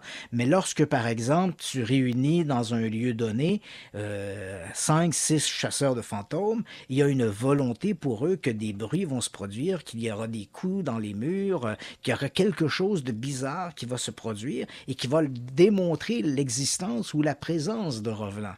Dans bien des cas, je te dirais personnellement, dans 99,9% des cas, ce sont sans aucun doute leur imagination qui fait le travail. Donc, ils entendent un bruit lointain, ils ont l'impression que ça ressemble à quelqu'un qui marche dans un escalier, ils entendent au loin le vent qui s'engouffre dans la toiture, ils croient entendre des voix ou des murmures. Mais il n'est pas exclu que dans certains cas, il y a réellement une manifestation qui se soit produite, mais avant de conclure à une intervention de l'au-delà, il faut garder à l'esprit que l'expérience de Philippe a montré que ce type de manifestation-là pouvait être produite par les vivants sans avoir besoin de faire intervenir l'au-delà. Donc, c'est sans aucun doute l'expérience la plus importante qui a complètement transformé notre vision qu'on avait de l'au-delà et de notre relation avec l'au-delà. Et c'est probablement le même type de phénomène qui se produisait lorsqu'il y avait des séances spirites. Si on accepte, il y aura toujours la place à la possibilité de la fraude puis de la manipulation, là. Mais si on accepte que certains nombres de manifestations se sont réellement produites lors des séances spirites qui ont beaucoup marqué la fin du 19e siècle et le début du 20e siècle, les gens se réunissaient, comme je l'ai mentionné en début d'émission, les gens se réunissaient dans des salons, on se mettait tous autour d'une table, on contactait l'esprit d'un défunt et soudain, la table se mettait à bouger, se mettait à cogner, à frapper et là, on se disait, c'est le défunt qui se manifeste. Ouais. Il n'est pas exclu qu'un certain nombre de ces manifestations aient été une espèce de mécanisme volontaire semblable à celui qu'on a retrouvé dans le cas de Philippe. Mais la fraude, il faut toujours garder à l'esprit que la fraude, elle est facile puis elle est possible. Et rappelons-nous ici, il y a quelques années, une émission de télévision très populaire. Tu lis dans mes pensées. Rencontre paranormale avec Chantal Lacroix. Oui, et tu vois, dans le cas de Chantal Lacroix, des rencontres paranormales, on voyait clairement que le médium tirait sur la table. Et contrairement à l'expérience de Philippe, où autant lorsqu'ils ont filmé l'expérience pour la première fois en 1974 dans ce documentaire qui s'appelle Philippe, The Imaginary Ghost, il y a des caméras qui sont placées au-dessus de la table et qui sont placées en dessous de la table pour que l'on voit bien. Et ce qu'ils ont utilisé, ils n'ont pas utilisé une table avec un pivot central. Alors que ça, c'est le gros truc à la table avec le pivot central. Rien de plus facile à faire basculer. Hein? Et c'est exactement le type de table qu'on voyait dans Rencontres paranormales. Dans le cas des rencontres de l'expérience de Philippe le fantôme, ce qu'ils ont utilisé, c'est une table en métal avec des pattes qui se dépliaient. Tu sais, le genre de table à cartes qu'on va sortir lorsqu'on reçoit des amis pour une partie de cartes. Donc, un plateau carré en métal avec des pattes qui se déplient. Et c'est pour ça qu'à un moment donné, quand je le disais dans le narratif, à un moment donné, il y a un côté de la table qui va se soulever et les 3 autres pattes vont rester sur le sol et ça crée une déformation dans le plateau parce que le plateau est en aluminium, en métal. Et là, quand la patte se soulève, évidemment, il y a une espèce de torsion qui se fait sur le plateau. C'était des événements qui étaient très spectaculaires. Et une table avec 4 pattes, c'est beaucoup plus difficile à faire basculer dans un sens ou dans l'autre que ne l'est une table avec un pivot central, comme celle qui était utilisée dans Rencontres paranormales. Là où également il y avait une faiblesse, dans le cas de Philippe le fantôme, que ce soit l'expérience qui a été filmée pour le documentaire que l'expérience menée à CityTV, toute la table était filmée sous tous les angles. Donc, on avait des caméras qui étaient au-dessus de la table, qui filmaient les manœuvres sur le dessus de la table par les participants. Il y avait des caméras placées en dessous de la table pour s'assurer, bien sûr, qu'aucun des participants n'avait le pied sur un des montants ou une des tables de la table, des pattes de la table, qui aurait permis plus aisément le basculement.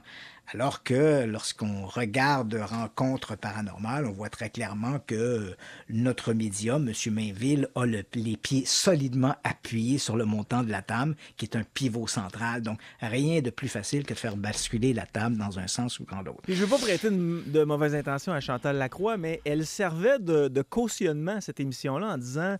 Ben, je veux bien croire que c'est particulier, mais moi, j'assiste à ça, puis tout ça, c'est vrai. Donc, les gens font confiance en Chantal Lacroix, là. Ont confiance en elle, là. Et en fait, c'est dans bien des cas, c'est un truc de télévision. On prend un animateur ou une animatrice en qui les gens ont confiance et ils vont leur donner, comme on peut dire, la bénédiction sans poser de questions. Et c'est un peu ce qui s'est passé avec les rencontres paranormales. Je vais garder... Moi, Yannick, il y a bien des choses que je connais en coulisses à propos de cette émission-là que je ne dirais pas publiquement. Parfait. Bon, ben moi, vu que je connais absolument personne là-bas, je peux me permettre de citer au moins ce que Chantal Lacroix avait mentionné. Je suis une sceptique naturelle qui a besoin de preuves. Mais il y a des années, on traitait de fous ceux qui disaient que la Terre était ronde. Pourquoi moi, en 2010, je serais obligé de dire que quelque chose ne se peut pas parce que je ne suis pas capable de l'expliquer? Je le sais que c'est flyé, mais sapristi, je suis témoin de ça. La table bouge tout seul, alors que quand tu regardais l'émission... Si tu voyais le gars bouger à la table avec son pied. Oui. Écoute, il y a bien des choses que je peux pas dire en ondes parce que, bon, je veux pas m'embarquer dans un processus là, de juridique ou judiciaire. Mais il y a quand même une chose que je peux dire. Avant que l'émission ne soit présentée à la télévision, j'ai participé à une émission de Deux filles le matin à TVA. Et cette émission-là n'a pas été diffusée. En fait, c'était une audition pour trouver des nouvelles animatrices. Donc, on a fait un peu comme un setup, comme si on faisait une véritable émission.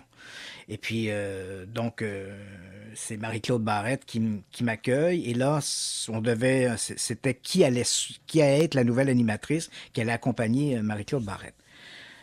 Et là, donc, l'émission, ils ont choisi la thématique du paranormal. Donc, ils m'invitent pour participer à l'émission. Donc, je suis là et je participe à l'émission. Comme je le dis, c'est une émission qui se fait un peu en coulisses. L'idée est simplement de passer des auditions pour la nouvelle animatrice.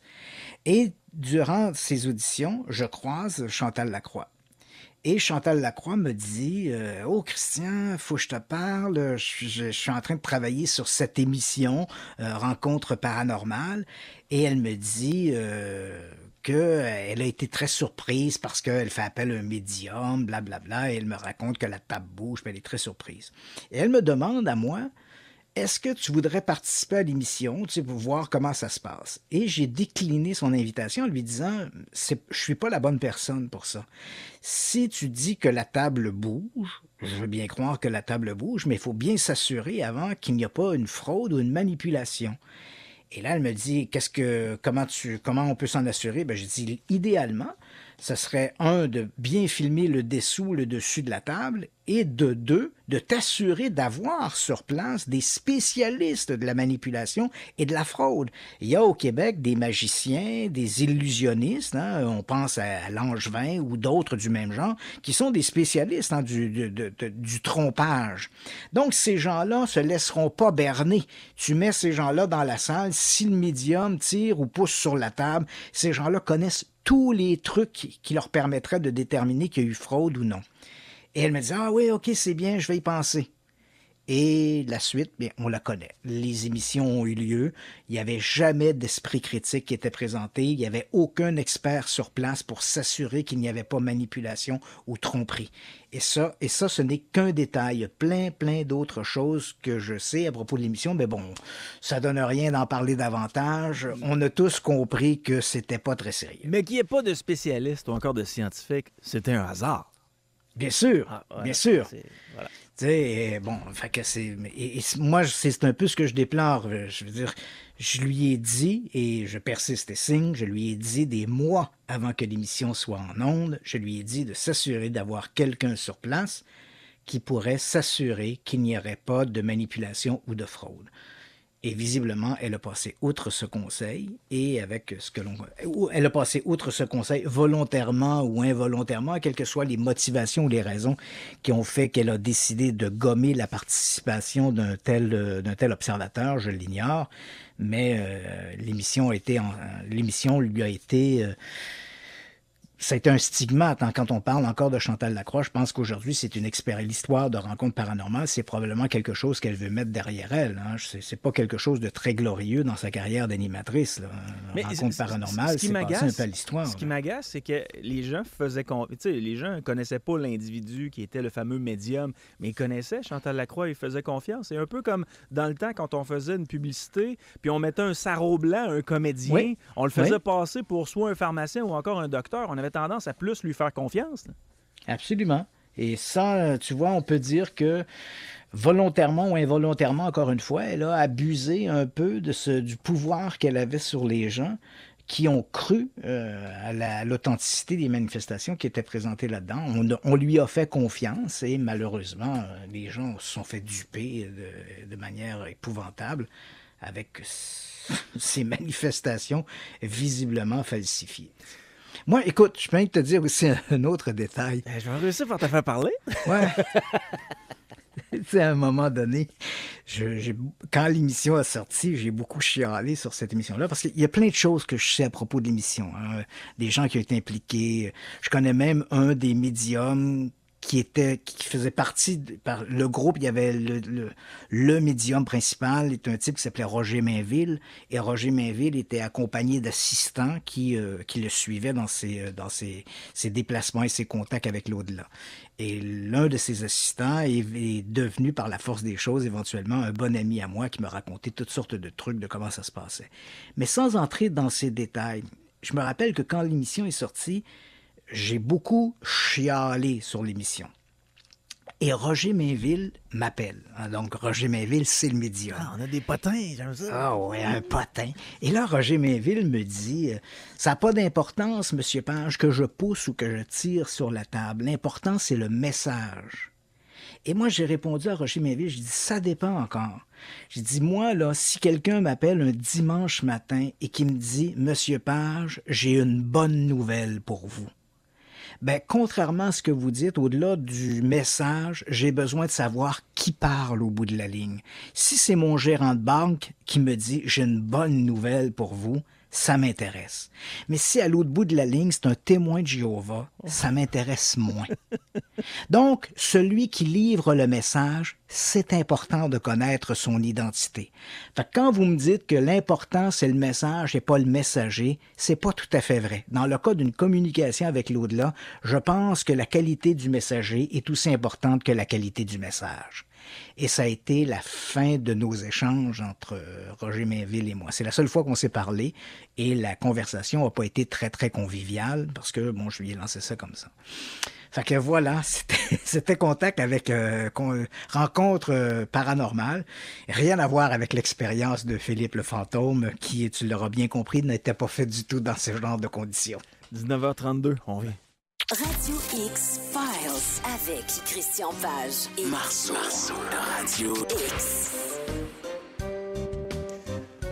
19h38, je vous ai mis l'expérience de Philippe sur notre page Facebook Radio X-Files. Donc après l'émission, vous pourrez aller visionner ça. Et tu m'apprenais qu'il y avait une des participantes de cette expérience-là qui avait un QI au-dessus de celui d'Einstein. Oui, j'ai regardé effectivement les images que tu as mis en ligne. Ce sont bel et bien les images de l'expérience de Philippe. Et quand vous voyez la table qui bouge, qui se soulève sur deux pattes, même à un moment donné, elle se tient que sur une seule patte avec les participants autour, c'est pas un trucage qui a été fait pour le film. Hein. C'est pas une reconstitution. Ce sont réellement des images qui ont été tournées.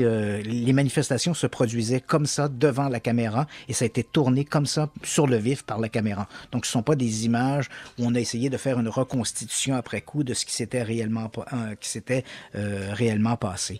Et lorsque j'ai parlé de l'expérience de Philippe, on avait confié la biographie, si je peux dire, le scénario de la vie de Philippe à Margaret Sue Sparrow. Hein, c'est une Margaret Sparrow, Sue, c'est son pseudonyme. Et Margaret Sparrow, c'était la directrice de Mensa Canada et elle avait un quotient intellectuel de tout près de 170. Donc, tu vois, c'était pas pour ça qu'elle avait rejoint le groupe, mais elle était passionnée par la parapsychologie. Ouais. Et c'est toujours un peu une anecdote de dire, la directrice de Mensa Canada a participé à l'expérience de Philippe le fantôme. 170 de QI? Oui, c'est quand même c'est surprenant.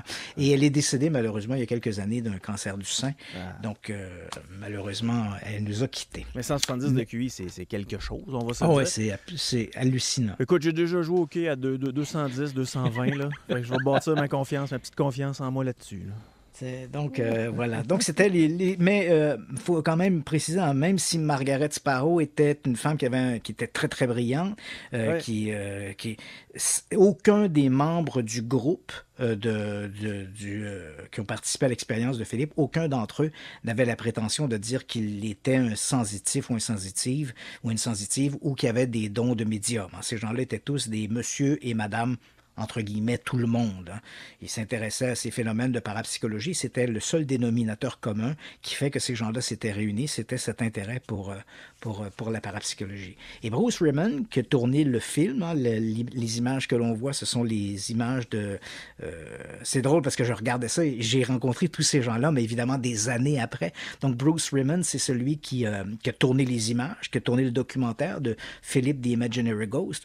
Et il me racontait donc comment les manifestations se produisaient devant la caméra et comment les premières fois, il a été très, très surpris de voir ces manifestations. Il était un proche du groupe D8, donc avant même que l'on fasse l'expérience ou qu'on tourne les images, Bruce Raymond était proche de ce groupement-là. Il s'intéressait à la parapsychologie et quand l'expérience s'est développée, bien évidemment, comme il était cinéaste, il a proposé de faire un documentaire sur l'expérience de Philippe, d'où son implication aussi dans tout ce scénario. On voit aussi, parmi les rares personnes qui vivent encore aujourd'hui, il y a Joel Wheaton que l'on voit tout jeune, à un moment donné, on le voit, il est assis à son bureau et il parle de l'impact psychologique que ces expériences-là risquaient d'avoir sur les participants. Joel Wheaton, il est toujours vivant, il habite toujours Toronto et il a écrit plusieurs ouvrages sur la parapsychologie et principalement un des phénomènes qui l'intéressait et éventuellement on va sûrement se faire une émission Radio X-Files sur cette thématique-là, c'est le sujet de la réincarnation. Joel Wheaton il était particulièrement intéressé par les phénomènes de réincarnation, au-delà bien sûr de son travail de psychologue, et c'était encore une fois, on voit un dénominateur commun pour les phénomènes de parapsychologie qui réunissait tous ces gens-là au début des années 70 pour mener à bien l'expérience de Philippe le Fantôme. Mais c'est vrai que sous Margaret Sparrow, c'est souvent quand on en parle dans les cercles privés de l'expérience de Philippe, on se dit qu'ils ont eu un bon coup de main parce que avoir dans ton équipe Margaret Sparrow, tu pars un peu gagnant. Effectivement. Il nous reste environ peut-être 12 minutes, mon cher Christian. On va passer au vol Panam 914. Voilà, c'est une question qui m'a été posée récemment par un auditeur. Il me demandait si j'avais déjà entendu parler de l'histoire du vol de la Panam 914. Donc écoute, je te raconte un peu, c'est un truc qu'on retrouve sur le web en particulier et principalement sur des sites qui se dédient par exemple au voyage dans le temps, donc où on raconte toutes sortes d'anecdotes qui laissent supposer que des gens auraient pu faire des bonds dans le temps, qu'il y aurait des machines à explorer le temps. On sait que la littérature ou la culture fantastique et la culture du paranormal sont très liées à ce genre de thématique. Donc l'histoire du vol de la Panam 914, elle existe sous plusieurs variantes. Bon, l'histoire, grosso modo, on est en 1955. Le 2 juillet 1955, on a un appareil de la Pan American Airlines qui n'existe plus aujourd'hui. Le vol 914, c'est un appareil, un DC-4 de Douglas. Donc, l'appareil décolle de l'aéroport de New York et il est à destination de Miami. Et à un moment donné, l'appareil disparaît. Et curieusement, on se retrouve, on fait un bond dans le temps, on est le 9 mars 1985, on est à ce moment-là à Caracas, la capitale du Venezuela, et au moment où, au milieu de l'après-midi, les contrôleurs aériens notent la présence, voient apparaître en fait sur un écran radar primaire, ils voient apparaître un objet, cet objet-là c'est finalement un avion, on contacte l'avion, on doit jouer sur plusieurs longueurs d'onde avant de réussir à contacter le pilote et il utilise des longueurs d'onde qui ne sont plus celles utilisées dans le domaine de l'aviation civile, donc tu me vois déjà venir avec mes grandes bottes. Hein. Donc, il contacte finalement le pilote pour apprendre qu'il est le pilote d'un DC-4 et qu'il a décollé quelques heures plus tôt de l'aéroport de New York. Il est à destination de Miami. Et lorsqu'on commence à échanger avec les contrôleurs aériens, il apprend à son grand étonnement que nous ne sommes plus le 2 juillet 1955, mais le 9 mars 1985. On est donc des années, hein, une trentaine d'années après son décollage. Alors l'appareil se pose et des gens arrivent au contact de l'avion. Évidemment, c'est un avion qui a déjà 3 décennies derrière lui. C'est un vieil appareil, donc les gens s'approchent de l'avion, discutent avec le pilote. Ils peuvent voir... Toujours selon cette légende, ils peuvent voir derrière les hublots les visages des gens qui sont comme surpris, étonnés de voir autour d'eux un monde complètement différent de celui qu'ils ont quitté quelques heures plus tôt. Et là, finalement, le pilote décide de redécoller avant même de débarquer ou de laisser débarquer les passagers. L'appareil redécolle à nouveau et disparaît à nouveau dans le ciel. Et c'est ainsi que va disparaître le vol Panam 914. Tout ça est une pure invention. Ça n'a jamais eu lieu. En fait, cette histoire-là a été publiée pour la première fois dans les années 80 dans le journal qui s'appelle le Weekly World News. Et je ne sais pas si tu te rappelles du Weekly World News, mais les gens un peu plus âgés, là, les gens dans la quarantaine, cinquantaine, se rappellent peut-être. C'était un tabloïd qui sortait une fois par semaine, qui avait quand même un gros tirage, hein, 1 million de ventes à peu près chaque semaine. Et c'était le genre de journal avec des titres du genre Bill Clinton va engager un Madame Clinton a accouché d'un extraterrestre ou a adopté un bébé extraterrestre. On vient de découvrir qu'une femme a un clitoris dans l'oreille. Donc, tu vois ce genre... le titre que je te nomme là, ce sont des véritables titres. Hein, c'est pas... Je les invente pas. C'est des trucs qui ont fait la une du Weekly World News. On avait l'impression qu'il y avait comme une équipe de journalistes qui travaillaient pour le Weekly World News, alors qu'en réalité, c'était 4 ou 5 individus qui signaient des articles sous toutes sortes de pseudonymes. Et c'était des articles, des histoires inventées de A à Z. Hein. Il n'y avait absolument rien de vrai. Et parmi les histoires inventées, il y avait bien sûr cette histoire du vol Panam 914.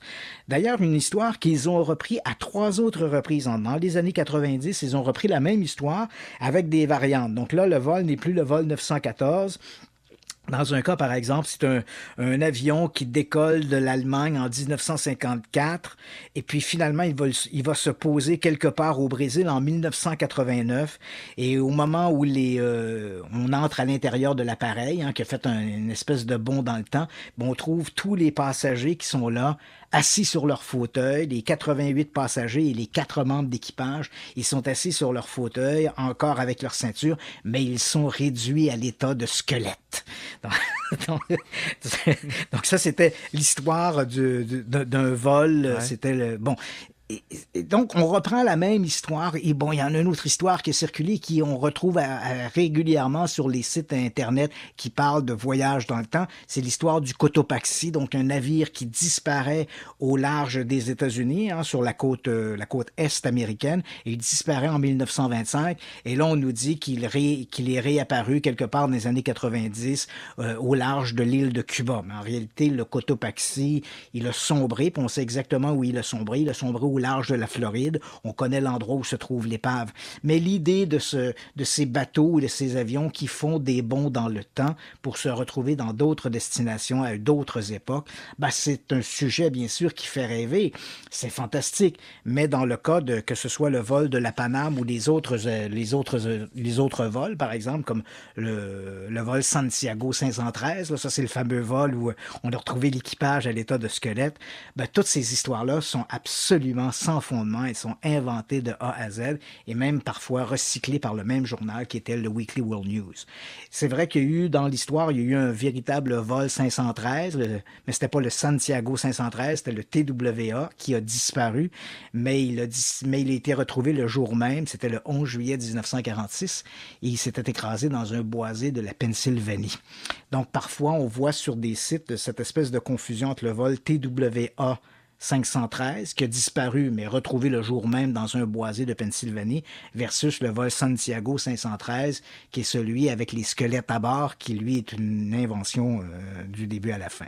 Donc, il faut se méfier de ces nouvelles-là. Ce sont souvent des nouvelles qui sont très amusantes, très fantastiques, mais quand on commence à gratter un peu le lustre de ces histoires-là, on découvre rapidement qu'elles sont sans fondement. OK, il nous reste quelques minutes, mon cher Christian. Peut-être jaser des questions des auditeurs? Oui, allons-y. Il y a un auditeur qui m'écrit à chaque semaine, puis il veut savoir qu'est-ce que tu penses des gens qui sont des platistes. Ben écoute, c'est les théories du complot, hein. Donc les platistes croire que la Terre est plate, bon, c'est libre à eux d'avoir cette conviction-là. Mais on est en 2021, Christian. Oui, voilà, c'est ce que je m'en allais dire, Yannick, c'est parce que l'idée du platiste, de croire que la Terre est plate, alors qu'on a tellement de preuves que la Terre, elle est ronde, ça l'oblige un complot d'une proportion inimaginable. Ça voudrait donc dire que toutes les images que l'on a de l'espace, et souvent ces gens-là, les platistes, hein, quand on parle, ils nous disent « oui, mais c'est la NASA ». Attention, la NASA n'a pas l'hégémonie de l'espace. Les Russes aussi vont dans l'espace, les Chinois vont dans l'espace, les Japonais vont dans l'espace. À travers le monde entier, les compagnies utilisent leurs propres satellites qu'ils vont mettre en orbite pour fournir des images. Il y a des compagnies qui se spécialisent dans l'imagerie de satellites qu'ils vendent à des compagnies qui font du forage ou de la prospection minière, ce genre de trucs. Donc, c'est de croire que toutes ces compagnies indépendantes ou les grandes agences spatiales à travers le monde font toutes partie d'une espèce de complot pour nous cacher que la Terre, elle est ronde au lieu d'être plate. Et là, tu te dis, s'il n'y avait qu'une seule personne qui allait dans l'espace ou une seule organisation qui allait dans l'espace, d'imaginer que cette organisation-là pourrait dissimuler une information comme celle-là pour X ou Y raison, ça serait quasi invraisemblable, mais pas impossible.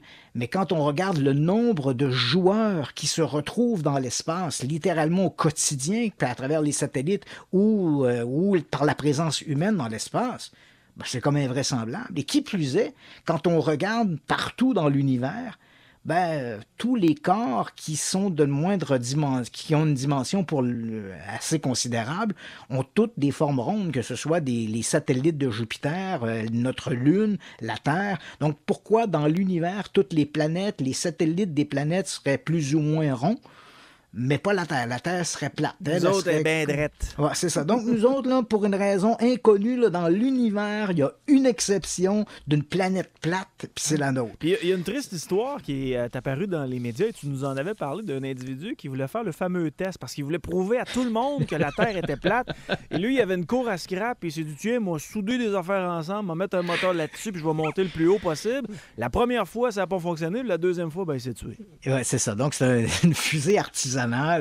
C'est quand même assez curieux aussi, hein, que on comprend pas trop l'objectif de ça, parce que si des gens veulent savoir si la Terre elle est ronde ou plate, t'as pas besoin de te construire une fusée artisanale pour finalement risquer ta vie en t'envoyant dans l'espace. Ces gens-là ont simplement à prendre des sous puis de noliser un avion, puis à partir d'une certaine altitude, par exemple, grosso modo là, 50 000 pieds, on commence à voir assez distinctement la rotondité de la Terre. Hein. C'est vrai que même du niveau du sol, il y a certains endroits où on peut voir cette dénivellation de la Terre, mais c'est quand même très difficile du niveau du sol.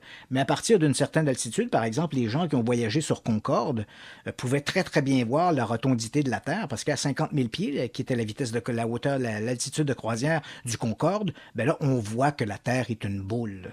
Donc, je dis, bon, OK, je veux dire, que les gens croient ça, pour moi, ça m'apparaît comme l'une des croyances les plus invraisemblables qui est véhiculée dans les théories du complot. Là.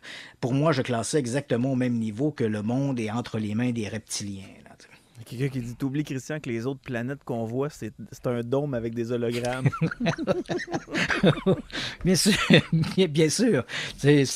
Bon, que dire de plus? C'est drôle parce que l'idée de la rotondité de la Terre, on le sait depuis l'Antiquité. Hein? Je veux dire, les Grecs avaient mesuré ça. Puis les Grecs étaient arrivés d'ailleurs avec une dimension de la Terre qui était pratiquement au kilomètre près. Là. Donc on avait calculé, on avait comme 3 puits. Et à partir du moment où le puits central était bien éclairé par le soleil. On a mesuré les ombres dans les autres puits qui se trouvaient à des dizaines et des dizaines de kilomètres de distance. Et le décalage des ombres versus le puits central qui était bien éclairé par le soleil avait permis aux Grecs non seulement de bien comprendre que la Terre était ronde, mais que la Terre tournait autour du Soleil et que, bien sûr, la Terre elle avait une dimension et ils ont pu la calculer à partir de cet élément-là. D'ailleurs, c'est faux de croire, hein, on dit souvent les gens au Moyen-Âge croyaient que la Terre était plate. Non, quand on regarde, c'est une légende urbaine. Quand on regarde les écrits du Moyen-Âge, les gens savaient très très bien que la Terre était ronde. Il y avait cette croyance-là de la Terre plate. Il faut vraiment remonter très très loin dans l'Antiquité pour avoir cette croyance-là. Ce qui était répandu au Moyen-Âge, c'était pas que la Terre était plate, mais c'était plutôt la théorie de l'héliocentrisme. On croyait que c'était le Soleil qui tournait autour de la Terre et que la Terre était le centre du monde. Mais on savait quand même que la Terre était ronde. Christian Page, encore une fois, ça a été un plaisir cette semaine de t'écouter dans Radio X-Files. On reprend ça vendredi prochain. Puis pour les auditeurs qui sont arrivés dans les dernières minutes, on les invite à écouter notre podcast qui sera en ligne demain sans faute au www.radiox.com. C'est bon, mon ami. Fait que je te souhaite un bon week-end, puis un bon week-end à tous les auditeurs. Pareillement. Bye-bye.